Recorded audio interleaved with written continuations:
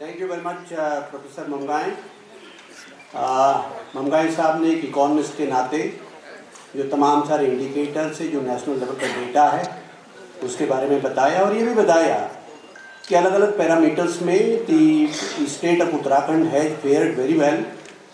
और जैसा हम सब लोगों को मालूम है तो एक सेंस ऑफ सेटिस्फेक्शन भी होना चाहिए कि अभी नीति आयोग ने जो सस्टेनेबल डेवलपमेंट गोल्स के जो इंडिकेटर्स थे उसमें जो रेटिंग की है उसमें उत्तराखंड पूरे कंट्री के अंदर नंबर 1 उसको रेटिंग हुई है। इसके लिए हमें संतोष भी होना चाहिए। लेकिन साथ ही साथ एक और इशू पर है, जैसा हमने पहले कहा कि एक चैलेंजेज है। समस्या हमारे सामने सबसे बड़ी बात यही है कि कब तक ये मैं ढूंढते रहेंगे कि हमारा तरक्की का रास्ता केवल पलायन करके ही मिलेगा। यदि तरक्की का रास्ता पलायन करके ही मिलना है तो पलायन कैसे रुकेगा। तरक्की का रास्ता वहीं पर मिले जहाँ हम जन्मे, जहाँ हमारा खेती माटी है, जहाँ गांव है, जहाँ गदेरा है, जहाँ गाड़ है, जहाँ घराट है, जहाँ छान है, वहाँ पर मिले। उस अप्रोच को अभी तक भी मिस है। तो मुझे लगता है कि डेलिब्रेट हम इस बात के लिए कर रहे हैं कि वहाँ पर हम कैसे पहुँचे। और एक बात जो मैं जोर दे करके बार बार कहता हूँ, ऐसा नहीं है कि उस बात में ताकत नहीं है। हम में से जितने लोग यहाँ बैठे हुए हैं, इंक्लूडिंग मी, कोई ऐसा नहीं है जो उस गांव से होकर के ना गुजरा हो।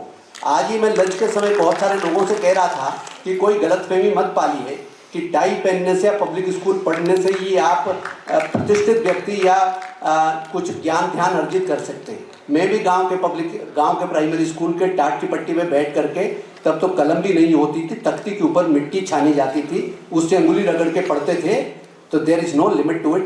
The villages, the mountains still have a high potential, economic and हर तरीके का पोटेंशियल उसके अंदर है, लेकिन लैग कहीं कर रहा है। और डॉक्टर साहब ने जो एक इंपॉर्टेंट बात कही उस पर मैं जरा सा थोड़ा सा फटाफट कहूँगा, क्योंकि फिर हमारे मेरे ख्याल से गवर्नर साहब पहुँच ही गए हैं। आपने एक बात कहा IITs एंड पॉलिटेक्निक्स को। डॉक्टर साहब, ये आपके लिए इंपॉर्टेंट है बिकॉज आप उस पर काम कर रहे हैं। IITs एंड पॉलिटेक्निक्स के ऊपर, IITs एंड पॉलिटेक्निक्स को हम लोगों ने मशरूमिंग कर दी, जरूरत से ज़्यादा खोल दिए। हमने पर कैपिटा सर्विस का ध्यान ही नहीं रखा। और खोल कैसे दिया? कहीं एक ट्रेड खोल दिया मैकेनिकल, किसी में खोल दिया केवल सिविल। इंजीनियरिंग तो होल गैमट ऑफ स्टडीज है। एक ट्रेड को हम आइसोलेशन में कैसे बढ़ा सकते हैं? तो ये कभी भी वायबल ऑप्शन नहीं बनेगा। दूसरी बात मैं ये कह रहा हूं कि ITI विशेष रूप से ITIs और the ideas of ITIs at the national level was envisaged कि इसको बाकायदा, ये जिसे हाथ का काम है उसके लिए मैन पावर तैयार हो सके। आज भी सच्चाई यह है कि हाथ से काम करने वालों की इंडस्ट्री में जितनी डिमांड है उतने लोग मिलते नहीं।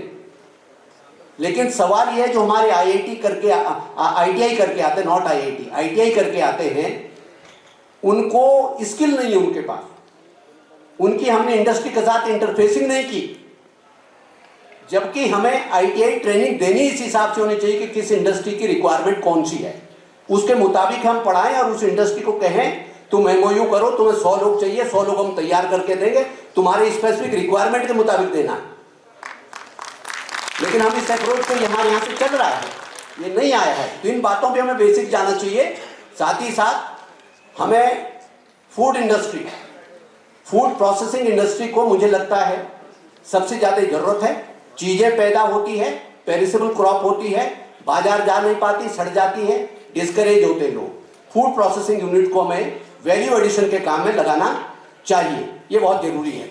और एक अंतिम बात कह करके डॉक्टर साहब ने एक पॉलिटिकल सवाल भी छोड़ दिया कि आने वाले समय में जब डिलिमिटेशन हो तो ऐसा नहीं हो कि धीरे धीरे पहाड़ों की आबादी घटती जा रही है, वहाँ का रिप्रेजेंटेशन मार्जिनलाइज हो जाए और सारी की सारी असेंबली कॉन्स्टिट्यूंसीज आधारित हो जाए मैदान के क्षेत्रों में, तो that will be a serious danger of political under representation.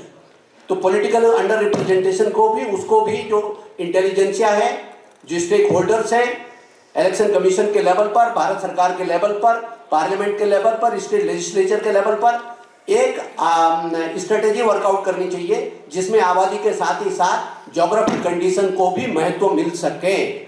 तो some sort of an average of the two so that the geographic area is also taken into consideration while doing the political delimitation. ये कुछ बातें निकल कर के आई. Now I request the Vice Chairman of the Uttarakhand Migration Commission and a renowned forester and planner and academician who has done a great job of sort in different fields, Dr. Negi साहब को कि इस सत्र का मार्गदर्शन करें. Doctor Negi साहब ने दो चीज़ों को विशेष रूप से ध्यान दिया. एक तो महिलाओं को कहा गया कि उत्तराखंड के अर्थव्यवस्था की रीढ़ है, तो महिलाओं की हैंड होल्डिंग बढ़ाने की जरूरत है. जो वीमेन एम्पावरमेंट के अलावा उनकी इकोनॉमिक हैंड होल्डिंग बढ़ाने की ज़रूरत है. इस पर सभी लोगों का एक मत है. एक हमें एग्रीकल्चर मैनेजमेंट का एक सवाल आया, उसमें हमें क्लस्टर अप्रोच पर जाने की ज़रूरत है. और क्लस्टर अप्रोच के साथ ही साथ क्लस्टर अप्रोच को फैसिलिटेट करेगा कि हमें वॉलंटरी लैंड कंसोलिडेशन की तरफ भी जाना चाहिए. चित्री खेती एक बड़ी समस्या. एक अंतिम बात मैं ये ज़रूर कहना चाहूँगा कि पहाड़ों पे चीज़ें पैदा करते हैं हम अलग अलग चीज़ें, लेकिन पीसमेल तरीके से पैदा करते हैं. तो बाकायदा जो ये क्लस्टर अप्रोच होगा उसको भी एड्रेस करेगा. और साथ ही साथ एक मार्केट इकोनॉमिक्स की साधारण स्ट्रेटेजी है कि जब तक आपका प्रोड्यूस सरप्लस, मार्केटेबल सरप्लस नहीं बनेगा, 20 किलो होगा तो कहीं नहीं बिकेगा, 50 किलो होगा तो कहीं नहीं बिकेगा, लेकिन यदि 4 ट्रक माल है तो कहीं भी बिक जाता है, दिल्ली भी चला जाएगा. तो we have to focus on making a particular kind of a produce a marketable surplus. तो इस अप्रोच में भी हम लोगों को काम करने की जरूरत है. ये तो विचारों का कंटिन्यूअस फ्लो है, uninterrupted flow of the ideas. तो इसको आगे जारी रखेंगे आने वाले वर्षों में. और एक बहुत जिसे कहने शानदार विचार को जन्म दिया है त्रिवेंद्र सिंह रावत जी ने. और जैसा मैंने कहा कि उन्होंने अपने शासनकाल में गाँवों के ग्रोथ सेंटर के उस आइडिया को भी दिया था कि growth centre is the answer to these problems. Growth centre के रास्ते से इसका समाधान निकलेगा. तो इसको निरंतर जारी रखेंगे.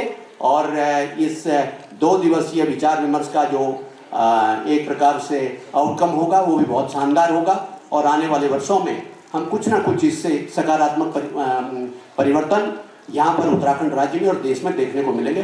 बहुत बहुत धन्यवाद.